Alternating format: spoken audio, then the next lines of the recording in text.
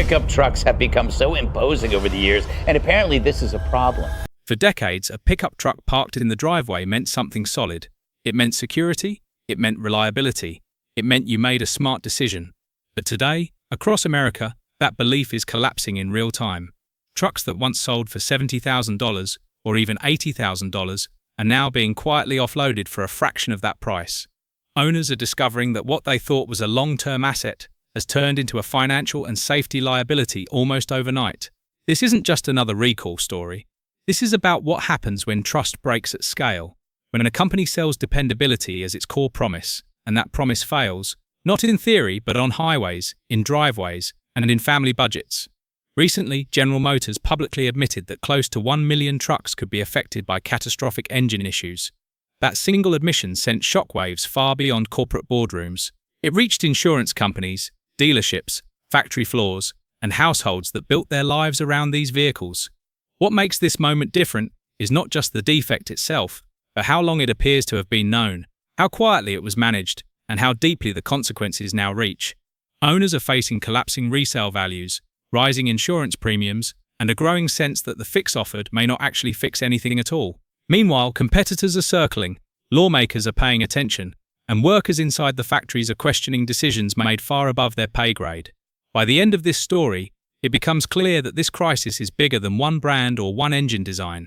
It exposes cracks in how modern vehicles are sold, how risk is transferred to consumers, and how quickly loyalty can turn into vulnerability. And the most unsettling part is this: the trucks at the center of this storm are still parked in millions of driveways right now. But to understand how we got here, we first need to understand what these trucks were really selling in the first place. Real quick, if you're into videos that cut through the noise and break things down clearly, go ahead and hit that like button. It helps more people find this. And if you're not subscribed yet, now's a good time. We've got more deep dives coming your way. Also, drop a comment and let me know what you think. I'd love to hear your take. Now onto the video. Pickup trucks have always been marketed as more than transportation. They are sold as symbols of strength, independence, reliability, and American work ethic. For decades, brands like General Motors didn't just advertise horsepower or towing capacity. They sold reassurance, the idea that this machine would not fail you when it mattered most, that it would start every morning, that it would carry your family, your tools, your livelihood, and your future without question. This emotional contract is what made pickups different from other vehicles. Sedans could depreciate, sports cars could be impractical, but a full-size truck was supposed to hold value, both financially and culturally. It was the safe choice, the vehicle you could justify spending more on because it was built to last. Many owners didn't just buy a truck, they joined a lineage. Parents passed them down. Small businesses relied on them. Entire communities wrapped their identity around them. That's why this situation cuts deeper than a technical defect. When owners hear that engines may seize without warning, the fear isn't just mechanical failure. It's betrayal. The risk feels personal because the marketing always was. These trucks were positioned as guardians of safety and stability. And now the very people who believed in that message are questioning whether it was ever true. What makes the fallout worse is timing. Trucks have grown larger, more complex, and far more expensive over the years. Many buyers stretched finances to afford them, trusting that the long-term value would justify the cost. Instead, they are now facing a scenario where reliability is uncertain, resale values are collapsing, and confidence is eroding fast. This wasn't supposed to happen, not to vehicles sold as the backbone of American roads. And that sense of disbelief is exactly what set the stage for the outrage that followed. Because once trust is gone, every decision a company makes next is examined under a microscope. When the recall notices finally arrived, most owners expected serious repairs. Engine failures at highway speeds are not minor inconveniences. They are the kind of defect that demands redesigns, replacements, or at the very least clear acknowledgement of what went wrong. Instead, what many owners were offered felt almost surreal. The official remedy, in many cases, amounted to a switch to thicker oil and a new oil filler cap. On paper, the explanation sounded technical enough to pass a press release test. Thicker oil, owners were told, would provide a stronger protective film and reduce the likelihood of internal damage. But to drivers who had paid tens of thousands of dollars for vehicles marketed as premium, this explanation felt dangerously thin. There was no redesigned engine, no replacement of the core components that had failed, and no guarantee that the problem would not resurface once warranties expired. The deeper issue wasn't just whether thicker oil might reduce wear, It was what this fix implied. Owners were being asked to accept lower fuel efficiency, potential long-term performance trade-offs, and lingering uncertainty, all without concrete evidence that the underlying design flaw had been eliminated. In effect, the risk was quietly shifted back onto the consumer. If the engine survived, the company avoided massive replacement costs. If it didn't, the owner would be left to deal with the consequences. For many, this response felt less like an engineering solution and more like damage control. It signaled a company focused on limiting liability rather than restoring confidence. The simplicity of the fix made it impossible to ignore the larger question hanging in the air. If the problem were truly minor, why did it threaten catastrophic failure in the first place? That question lingered, and it became even harder to dismiss once evidence surfaced that this issue was not a sudden discovery at all.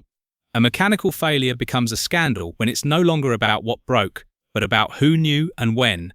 As lawsuits and investigative reporting began to unfold, it became increasingly clear that concerns about these engines were not new.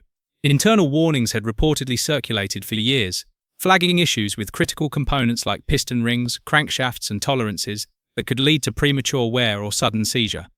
These weren't vague hypotheticals. Engineers raised specific red flags about durability under real-world conditions, especially in vehicles designed for towing, hauling, and long-distance driving. The risk profile was understood internally long before it reached the public. Yet production continued, sales continued, marketing campaigns continued to emphasize toughness and reliability. Court filings and legal proceedings later brought uncomfortable details into the open. Internal documents suggested that management was aware of the risks, but weighed them against the financial cost of redesigns, delays, or recalls. In several high-profile cases, juries concluded that the balance had tilted toward profit over precaution, resulting in substantial damage awards. Consumers can accept that complex machines sometimes fail. What they struggle to accept is the idea that failure was anticipated and quietly managed rather than transparently addressed. Once that perception takes hold, trust doesn't just erode, it collapses. By the time the recall became public, many owners felt they were reacting to a crisis that had already been debated, calculated, and deferred behind closed doors. The sense of betrayal didn't stem solely from the defect itself, but from the belief that transparency had been sacrificed to protect quarterly results. And as that realization spread, the anger didn't initially land on corporate executives. It landed much closer to home. When trust breaks, customers don't call corporate headquarters. They show up at local dealerships. And in this crisis, dealers became the front line for frustration. They had no power to resolve. Service departments were flooded with calls. Showrooms filled with angry owners demanding answers that sales staff simply didn't have. Stop sale orders froze new deliveries. Trucks sat idle on lots, fully built but legally unsellable. Buyers who had placed deposits were told their vehicles were delayed indefinitely. Meanwhile, service technicians were instructed to carry out the official fix, oil changes, new caps, and documentation, while facing customers who knew this wasn't the solution they had hoped for. The result was a breakdown of trust at the community level. Local dealers, many of them family-run businesses, found themselves absorbing the reputational damage of decisions made far above them. Employees were caught delivering scripted responses that satisfied no one. Customers felt dismissed. Dealers felt abandoned. For long-time owners, this was especially painful.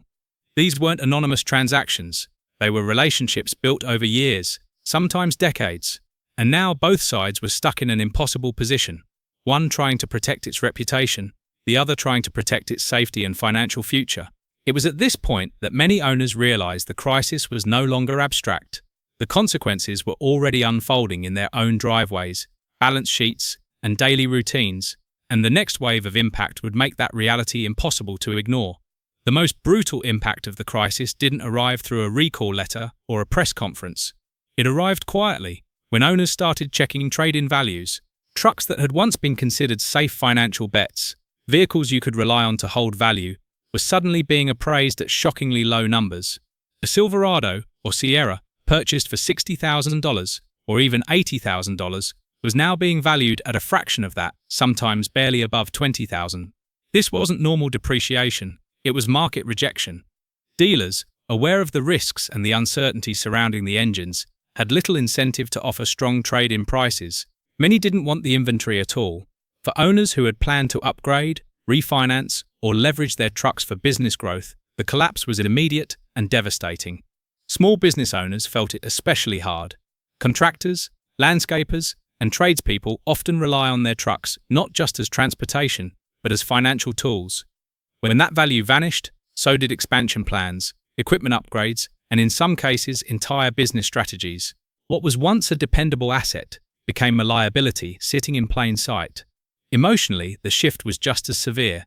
Pride gave way to regret. The driveway, once a symbol of stability and success, now felt like a reminder of a decision that had gone wrong through no fault of the owner. For many families, the truck was their largest non-housing purchase.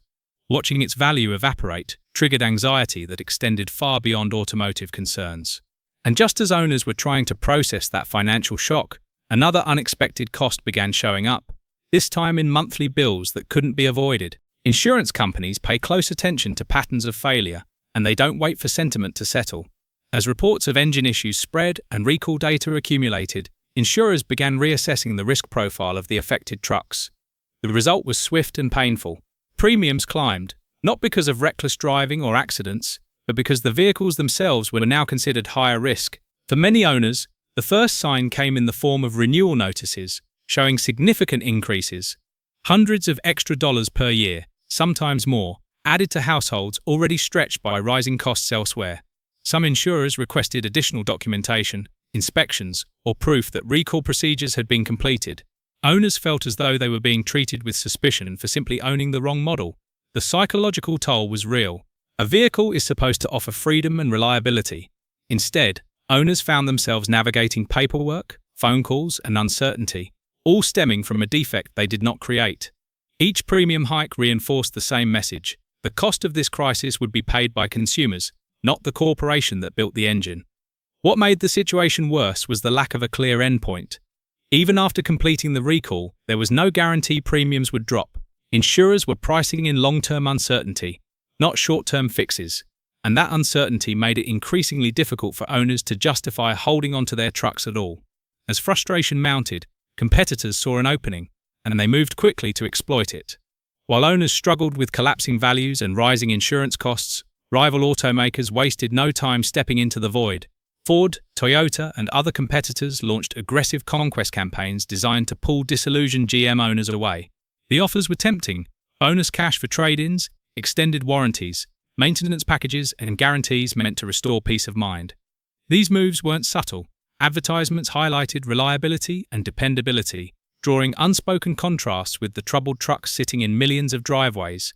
Radio spots, billboards, and digital ads all carried the same message. There was a safer choice, and it wasn't the one owners were currently driving. For many long-time GM loyalists, the emotional weight of switching brands was heavy. Loyalty isn't just about performance, it's about identity. But financial pressure has a way of overpowering sentiment. When a truck's value collapses and monthly costs rise, switching sides becomes less about betrayal and more about survival. To some owners, these offers felt like opportunism. To others, they felt like a lifeline. Either way, the effect was the same. Brand loyalty, once considered nearly unbreakable in the truck market, began to fracture. Owners weren't being courted as valued customers. They were being targeted as distressed assets in a competitive marketplace. And as buyers weighed their options, another group was grappling with its own crisis of pride, this time inside the factories where these trucks were built.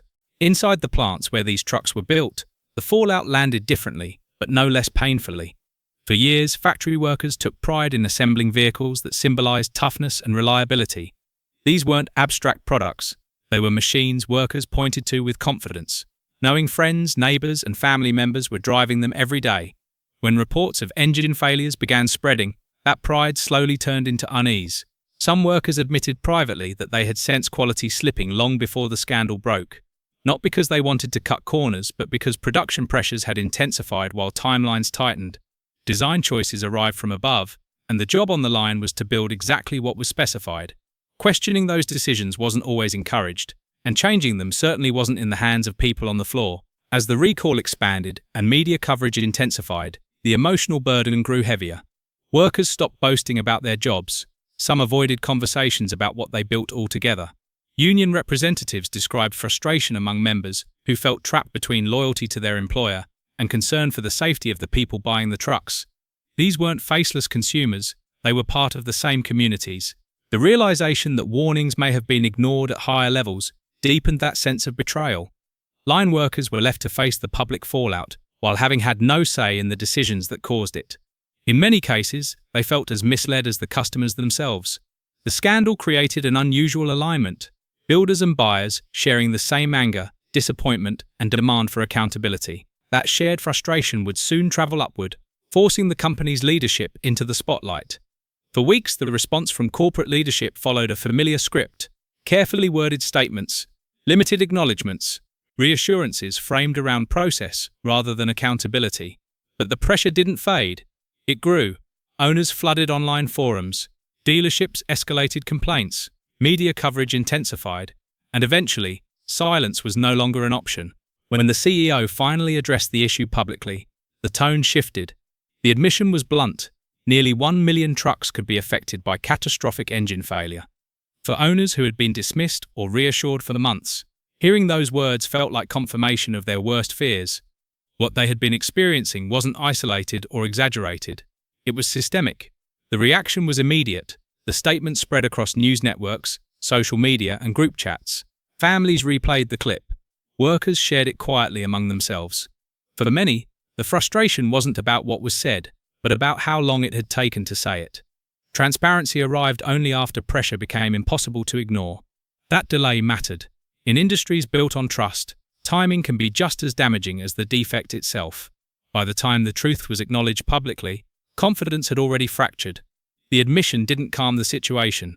It escalated, because once the scale of the problem was confirmed, it triggered attention from a place automakers fear most: lawmakers with cameras rolling. When everything is stripped away, press releases, recall notices, courtroom arguments, and polished advertising, what remains is a simple truth. This crisis was never just about engines. It was about what happens when trust is treated as expendable. Pickup trucks were sold as symbols of reliability, safety, and long-term value. For millions of owners, those symbols cracked under the weight of decisions made far from their driveways. What makes this moment different is that the consequences can no longer be contained. Resale markets have reacted, insurance companies have adjusted, workers have spoken, lawmakers have stepped in. The ripple effects have reached every layer of the automotive ecosystem, proving that when confidence collapses, no amount of branding can hold it together. This wasn't a failure hidden in fine print. It played out in family budgets, small businesses, and daily routines. Yet there is something powerful in that realization. The future of these trucks and of the industry itself is no longer dictated solely by executives or engineers. It is shaped by the choices owners make next. Every purchase decision, every trade-in, every renewal sends a message. Loyalty, once assumed, must now be earned with transparency, accountability, and products that live up to the promises attached to them. This moment may ultimately redefine what consumers expect from automakers. Not louder slogans, not faster spin, but honesty, accountability, and engineering that puts people before projections.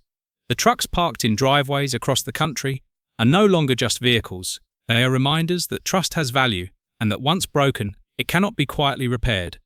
The next chapter of this story is still being written, and for the first time in a long time, it isn't being written in a boardroom. It's being written by the people who believed, paid, and now demand better. Once again, thanks for watching this video. If you got something out of this, hit that like button, and make sure you're subscribed so you don't miss the next one. And hey, let me know your thoughts in the comments. Agree, disagree, or something in between. I'd love to hear it.